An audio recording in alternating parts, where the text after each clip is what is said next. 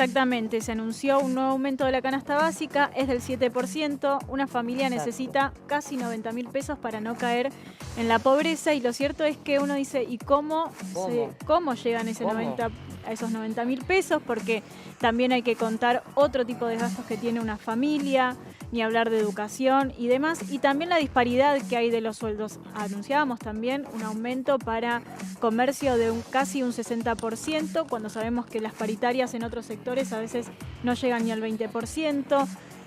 ¿Cómo se puede nivelar esto? Se lo vamos a preguntar a Javier Lindenboim, que es economista, docente e investigador. ¿Qué tal? Buenas tardes. Hola, ¿qué tal? ¿Cómo están ustedes? Muy buenas ¿Qué tal? tardes. Tratando de entender cómo podemos hacer. O sea, nosotros desde nuestro lugar, imagino que muy poquito, pero ¿de qué manera se puede reformar? ¿Con leyes un poco más profundas?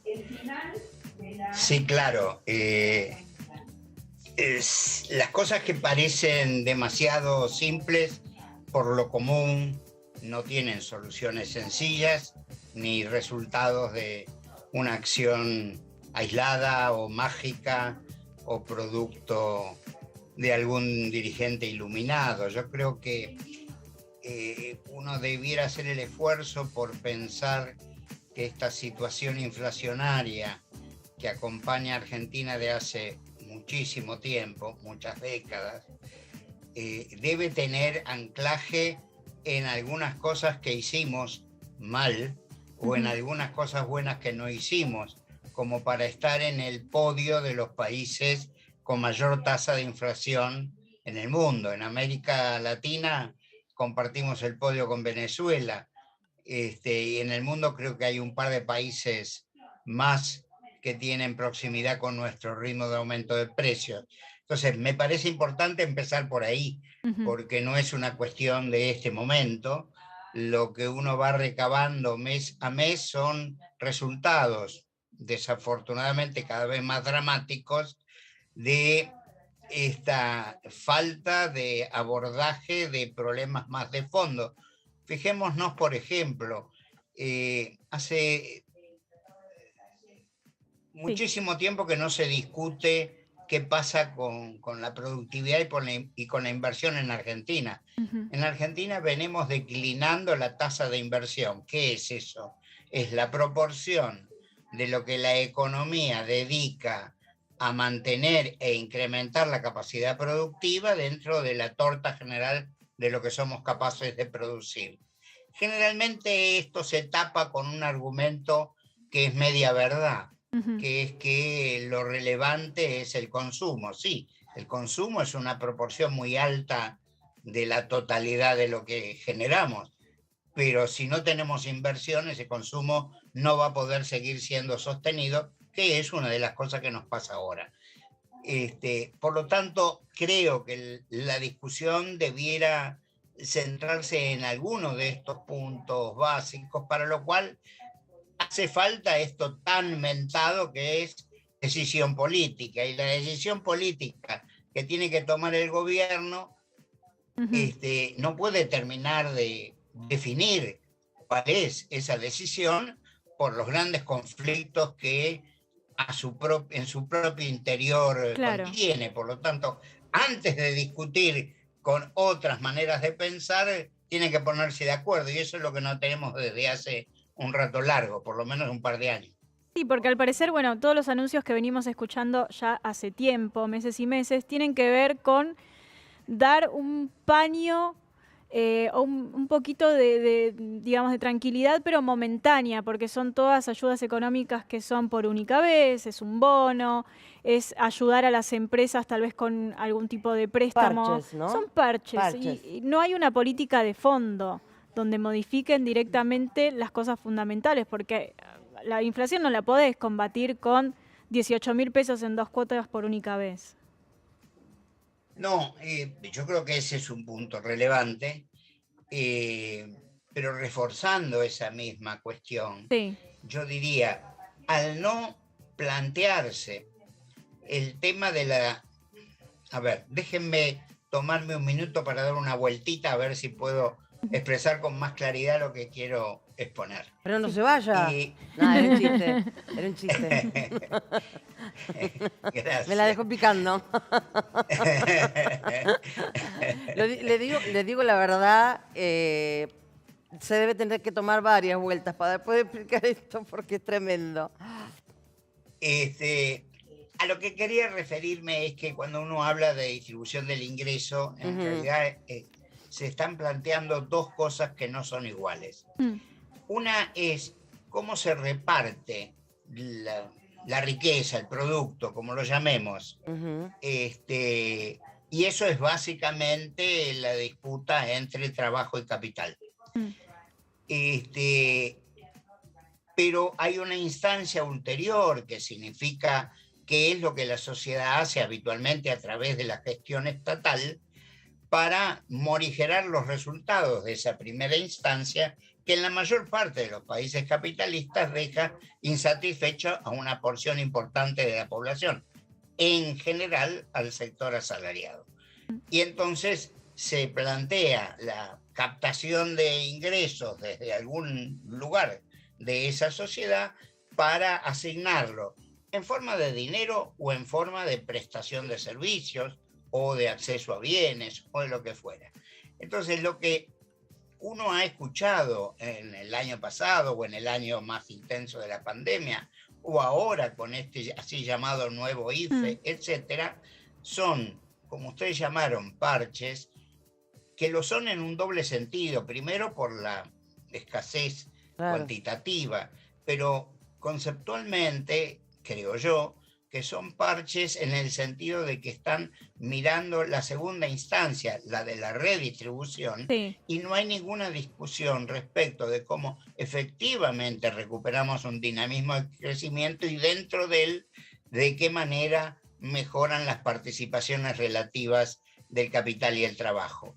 Lo que mencionaban al principio respecto de los números de distintas paritarias, que habría que ponerlos en orden porque muchas veces esos números corresponden a periodos no comparables, pero es una conversación aparte.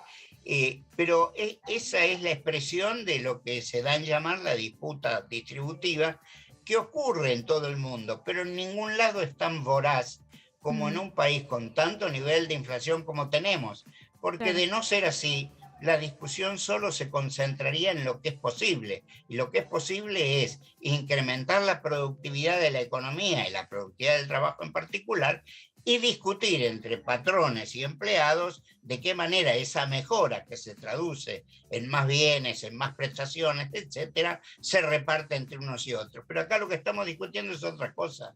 ¿Quién se aviva primero en aumentar el precio con el argumento de que para la reposición le va a resultar más caro? ¿Y qué potencia puede tener un organismo sindical para plantarse ante las organizaciones empresarias para obtener una actualización más ventajosa? Pero de ahí no salimos. Del aumento de la torta y la discusión sustantiva, de eso lo dejamos siempre para más adelante. Claro. Ahora, perdón, Merce, no, porque lo que vemos, y esto lo repetimos hasta el hartazgo, es que esto en la Argentina es cíclico, ¿no? Porque, digamos, yo lo escucho a usted y escucho esto ya lo escuché, ya los analistas y usted mismo lo ha explicado. Ahora, ¿usted recuerda en qué momento, digamos, histórico de los últimos años pasó esto mismo y cómo salimos? No sé si será un buen ejemplo, un mal ejemplo, ¿no? Digo, pero no para recordarlo, digo. No sé a dónde apunta exactamente la pregunta en realidad es una pregunta más de análisis. Es si en algún momento de la Argentina estuvimos de la misma manera, ¿no? Y cómo fue que salimos de esta crisis. Uno puede buscar varios hitos con respuestas no idénticas. Totalmente. Después de la crisis del 2001, que en buena medida fue la crisis de la convertibilidad y que al mismo tiempo se juntó con un trienio que ya llevaba la Argentina de empeoramiento de su situación como derivación de otros procesos internacionales, el sudeste asiático, Brasil, etcétera, que nos desubicó completamente en términos de precios relativos. Cuando se salió de eso, se salió del 1 a 1, la tarea llamada sucia la hizo Duhalde con su ministro de Economía.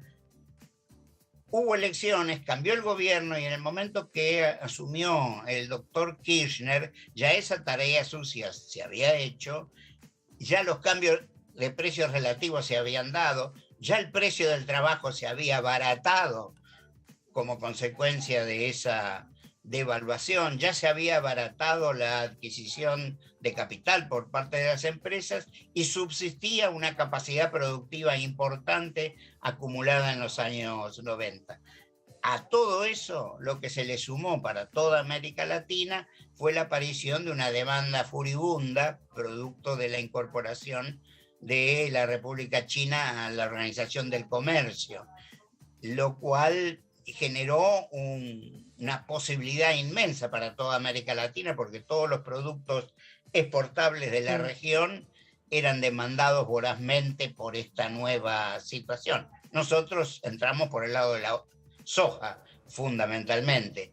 En esas condiciones y con un criterio que no sobrevivió y que lo tuvo el doctor Kirchner, de que eran relevantes y que no era de derecha mantener equilibrio fiscal y más aún tener superávit fiscal, y que no era de derecha tener superávit en la balanza comercial, entonces tuvimos lo que los economistas llaman los superávit gemelos. ¿Eso qué permitió?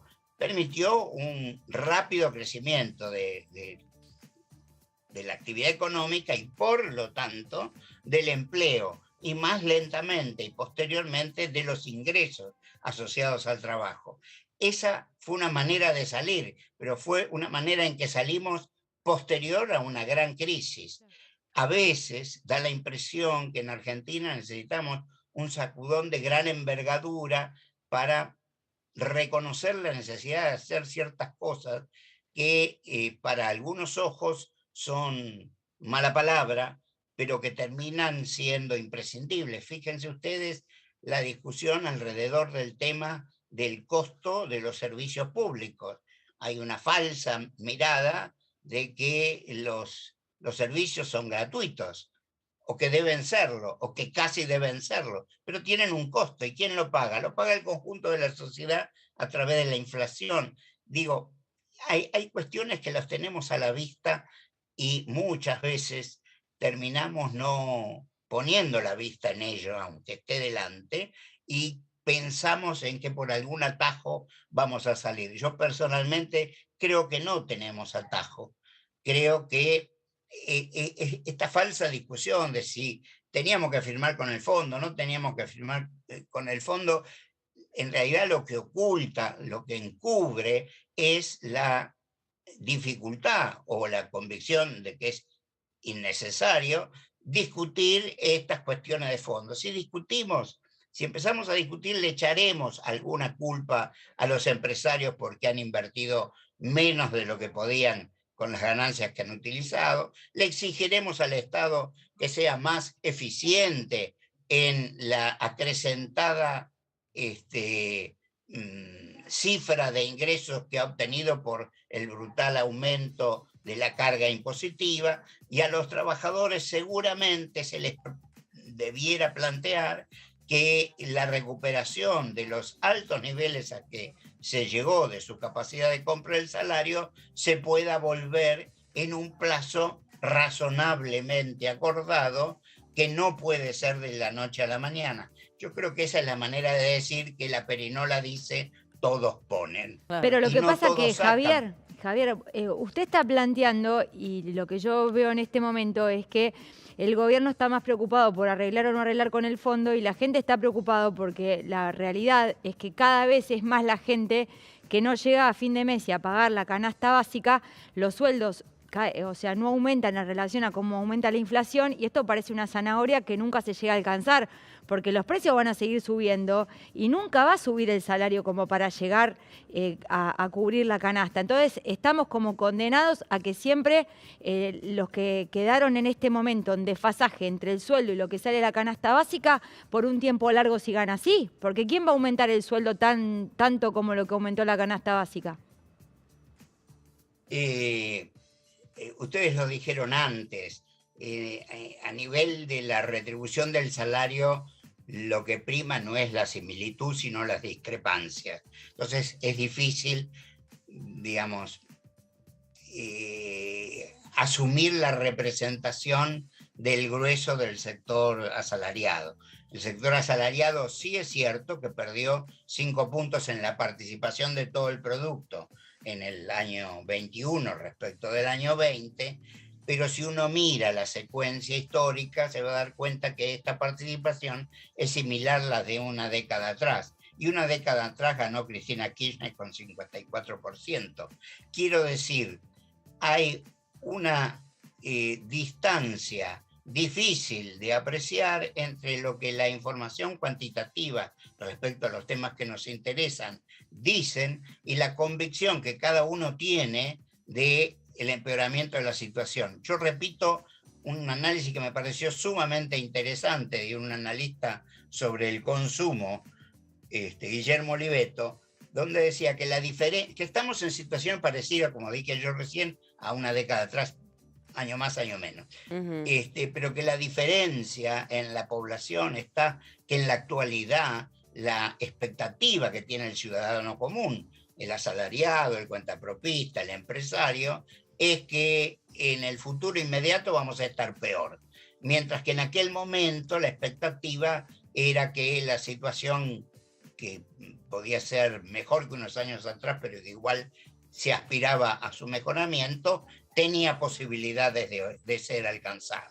Entonces, eso también es importante meterlo en la conversación, porque yo comparto la realidad angustiosa de buena parte de la población respecto de los temas que usted mencionaba recién, en términos de que el dinero no alcanza, etc. Pero ¿sabe qué pasa?